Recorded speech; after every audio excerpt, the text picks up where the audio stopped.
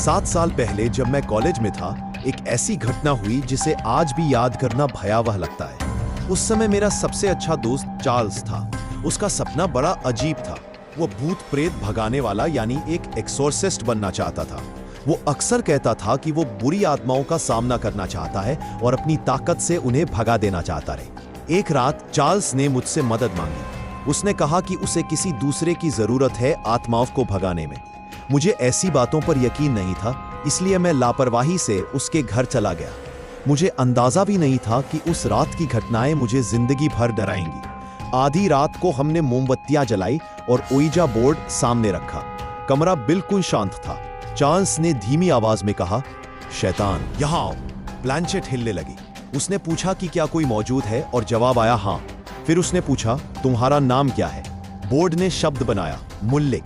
Charles बुदबुदाया, हमें अपना रूप दिखाओ। बोर्ड शांत हो गया। हमें अपना डरावना चेहरा दिखाओ। और तभी यह हुआ। उसके माथे पर अचानक 2 चमकीली सांप जैसी आंखें उभर आईं। मेरा कलेजा धड़कना बंद हो गया। मैं चिल्लाया, माथा, तुम्हारा माथा। चार्ल्स ने हाथ लगाया और सहम गया। उसी पल वहां एक छोटा सा मुंह बन गया।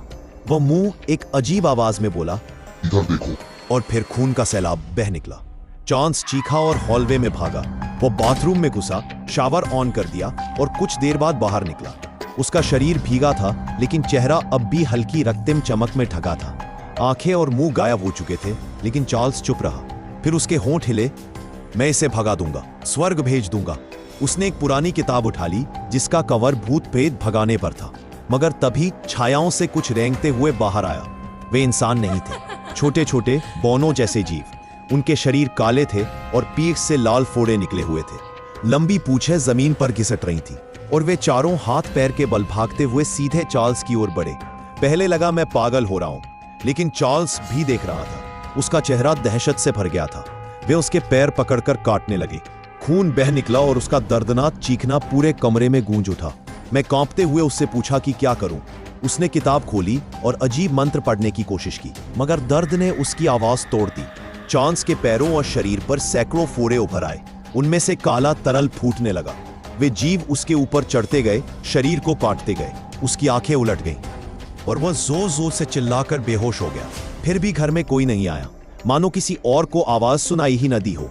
लगभग 5 मिनट बाद वे जीव छाया में लौट गए और गायब हो गए। मैं स्तब्ध खड़ा रह गया। घड़ी 3 बजा रही थी। मैंने पुलिस को बुलाया। उसके माता पिता दौड़े चले आए और चार्ल्स की हालत देखकर कांप उठे।